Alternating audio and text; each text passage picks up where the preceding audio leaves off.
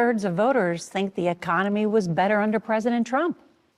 Well, that's just not the case, and we have to do a better job of laying out the facts that the economy has dramatically improved under the leadership of President Joe Biden. But if those are the facts, why don't voters believe it? Is that a communication problem? Voters understand that more needs to be done, that there are challenges that remain. We understand we have to lower costs. We have to end price gouging. We have to grow the middle class. We have to keep our communities safe. We have to solve the problems and challenges at the border. We're on the right side of those issues, and we just have to make sure we make that case in a compelling, a clear, and a comprehensive way to the American people. You admit you haven't done that yet. It's a work in progress. Vibes so raw, can't hide the truth. Words so sharp, they cut right through. Real talk for the souls of... Hey, welcome back to the channel. It's your man Wise. And Friday, Mike Johnson was voted in as Speaker of the House. Smooth process, no drama. Meanwhile, Democrats who seem to be betting on some sort of political crisis didn't get the chaos that they were hoping for. Instead, Democratic leader Hakeem Jeffries, dubbed by some as Timu Barack Obama. Every time I say that, it makes me laugh, man. That's ridiculous. Timu Barack Obama took the opportunity to address Congress. And here's where it gets interesting. In his speech, Jeffries sharply criticized Joe Biden, calling out his administration for making life unaffordable and keeping the border wide open. Even CNN couldn't help but wonder, where was this energy? Where was this rhetoric during the election? So now, let's check out Jeffries deliver what feels like an implicit admission of failure to his own party. Check this out. For far too long in this country, the cost of living has gone up, but the size of the middle class has come down. Housing costs are too high. Grocery costs are too high. Childcare costs are too high. Insurance costs are too high. Utility costs are too high. America is too expensive. There are far too many people in this great country who for decades have been struggling to live paycheck to paycheck. That is not acceptable in the wealthiest country in the history of the world. We need to build an affordable economy for hard-working American taxpayers, and we need to build it now. It's time for us to come together and finally lower the high cost of living in the United States of America once and for all. Wow. Wow. Now, I do agree with everything that Timu Barack Obama is saying here, but I thought the economy was booming. They told us that the economy was booming. They told us that the numbers were solid, right? That's what they told us. At least that's what the so-called experts and every Democrat kept insisting during the election. Anyone who pointed out how expensive things had gotten was labeled crazy or flat out delusional. Now, fast forward to 2025, and CNN can't ignore the reality anymore. We're going to react to them finally calling out the Democrats for what they are, which is a bunch of opportunistic grifters who has gaslit and spun a narrative that's now unraveling right before our eyes. January 20th can't get here fast enough. We're so looking forward to President Trump and the Republican Senate and House getting this country pointed in the right direction. Make sure that you guys like, share, subscribe to the channel if you haven't done so already, and turn those notifications on so you never miss an upload. It is too expensive. It's too bad for the Democrats that somebody hadn't come out and expressed it that vocally and that succinctly 5 months ago. Well, I mean, before I let you in, Mandir, let me just to Gail's point, actually, play Hakeem Jeffries from just a year ago on the same occasion, essentially. And this is what his message was then. House Democrats will always put American values over autocracy, benevolence over bigotry, the Constitution over the cult, democracy over demagogues, maturity over Mar-a-Lago. You don't need a political science degree to see what he's doing there differently. He didn't mention democracy but once in that section that we played earlier today. That message is really to the wayside. It's all about the economy. I don't want to be overly dramatic about this. I don't think there was anything revelatory about what Hakeem Jeffries said today in his speech. There have been a lot of resources in campaign ads and certainly a lot of time spent by Democratic House candidates and Senate candidates acknowledging and speaking to the economic pain that Americans have been feeling. And in fact, if you look at what Democrats in the majority did when I was in Congress, in the 117th Congress, we actually had plans for how to bring down the cost of child care, how to bring down the cost of health care, and so on and so forth. Social Security and Medicare was a big theme in this past election cycle. It just sucks for it to be a change election and to be the party in power. But I do think it. Did Kamala Harris not say that she wouldn't change a thing about this administration? And the fact that this dude here is on here lying once again, which is pretty much what a lot of these politicians do, and especially those on the Democratic Party, because they were not out here speaking like this a year ago, 2 years ago. They were not. Gas prices been crazy. Prices have been crazy. They were telling us that things were great because the stock market was booming when most people couldn't afford to put money in the damn stock market. Like, come on, man. First of all, when he talked about the economy last year, a lot of it was thank you, President Biden, for all the things that you did, and a laundry list Which he did today, by the way, at the end of his speech. Yes, he did. But my point is that what he did today is exactly what everybody's been saying he should have been, and all the Democrats should have been doing very forcefully, so that it wasn't just sucks for us, it's a bad year, but to take this issue on head on. I think that we have to look at the Republicans' mandate now on this. The cost of, a gallon of milk, 20% of that goes into the processing, the logistics, the admin behind getting that gallon of milk. Republicans' answer to that is give everybody raw milk, just completely deregulate the thing. And for those of us who would like pasteurized milk, I know controversial takes on that. We want to be able to buy that gallon of milk without the exorbitant cost, that pasteurized gallon of milk, and finding that happy medium. And Republicans need to get to work, figure out how to reduce those costs for everyday Americans. I think here's what I've missed from the. I'm convinced that they just let anybody on these shows. They just let anybody on these shows. Most of these women that are on this, they have no idea what they're talking about. 2024 campaign is and I was on this set talking about affordability, and Democrats saying everything's great. Inflation's down, unemployment's down. And I'm saying, no, affordability is the issue. Oh, wages are up. Like, there was a huge disconnect with the Democratic Party and what actually ailed America at that time. And that was America just became unaffordable, whether it was milk, whether it was rent, whether it was insurance, and it became an affordability issue. And the Democrats, because they had to prop up Biden and his horrible economy and the policies that led to a horrible economy, sort of put their head in the sand and didn't talk about the prevailing issue was America during Biden became unaffordable. Hakeem Jeffries is finally there.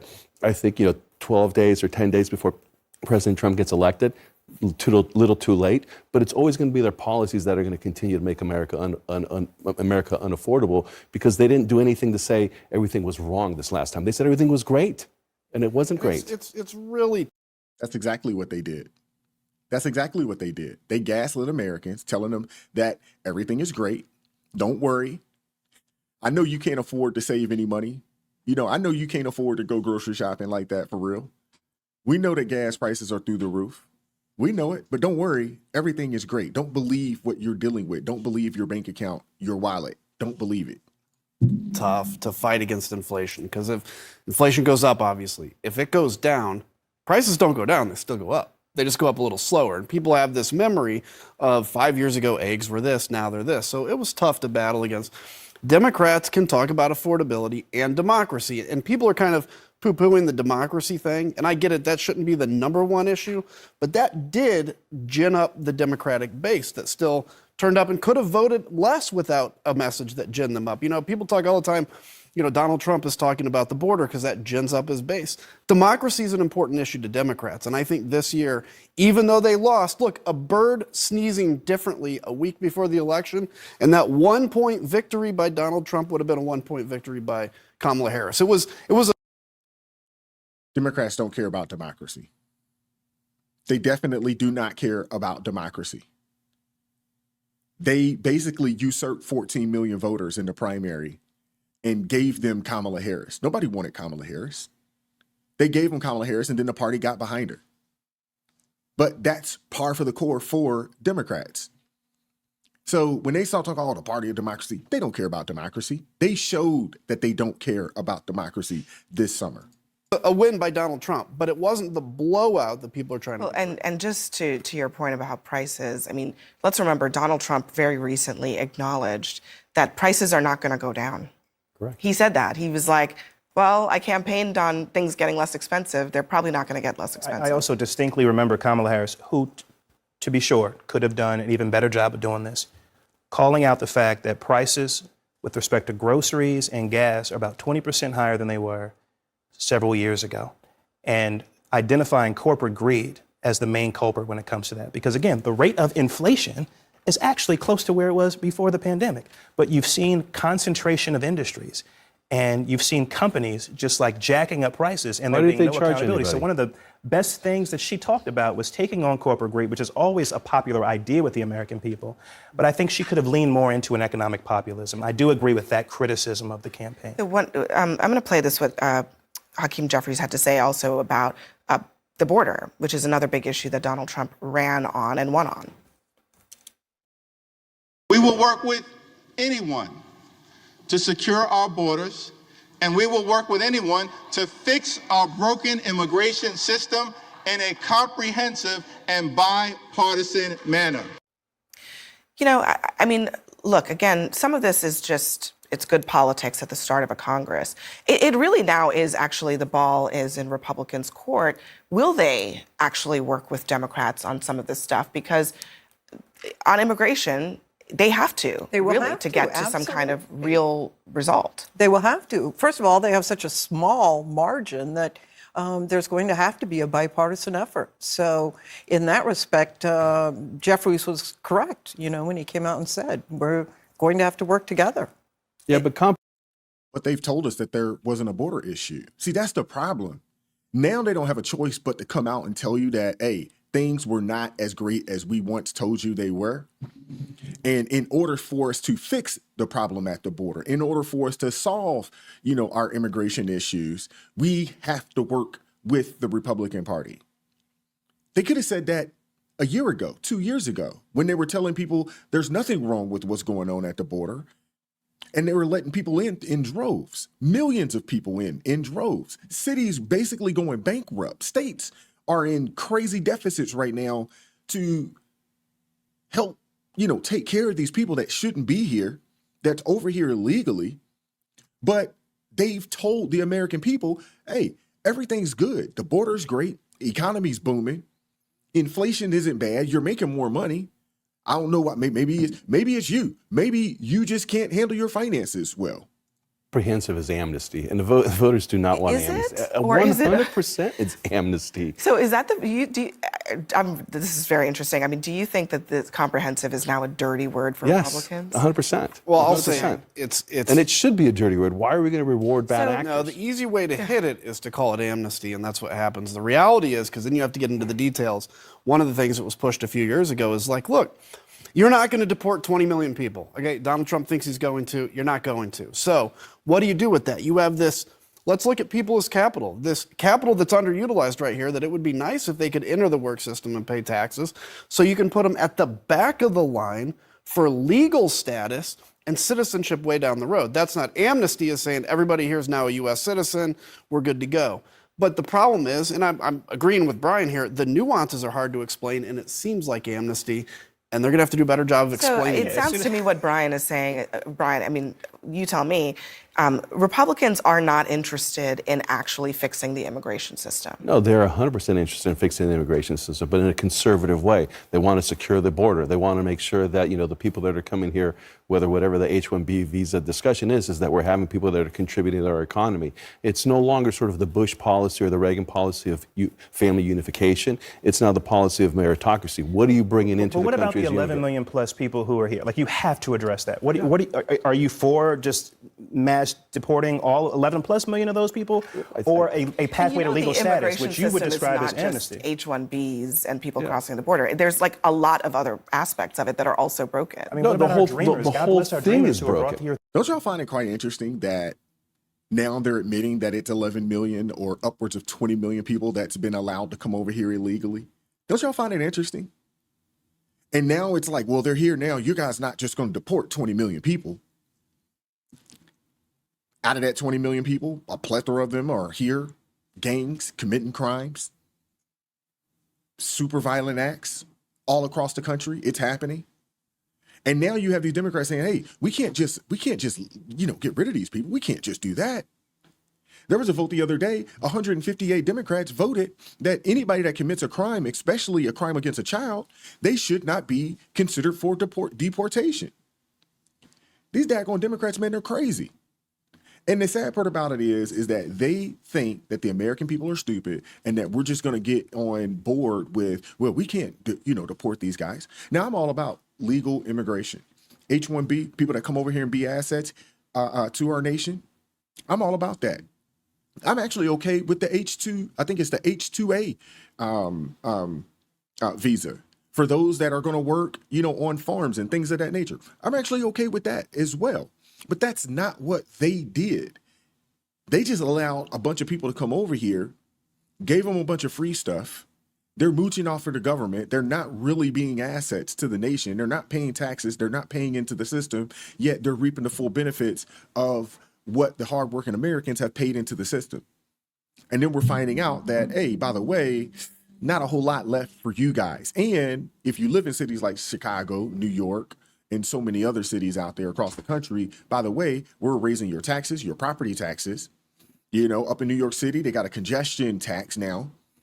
They're trying to figure out all kinds of ways to generate more money to pay for these people that should not be here. And it's ridiculous. But again, that's who the Democrats are. They don't believe in keeping it real until they absolutely have to. Now they don't have a choice. But to tell you, oh yeah, we let 20 million people over here. But a year ago, you wouldn't hear on CNN that they allowed 20 million people to come over here illegally. You would have never heard that. Now they can say it, and it's not a big deal because they've lost the election. And the American people are tired of that. We want you guys, just keep it real with us. We're grown-ups, we're adults. Just keep it real with us.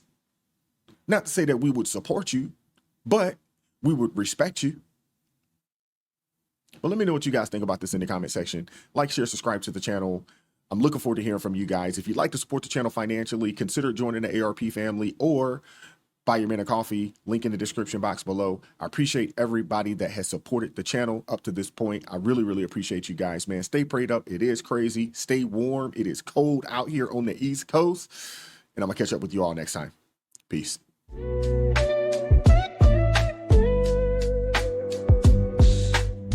Vibes so raw, can't hide the truth. Words so sharp.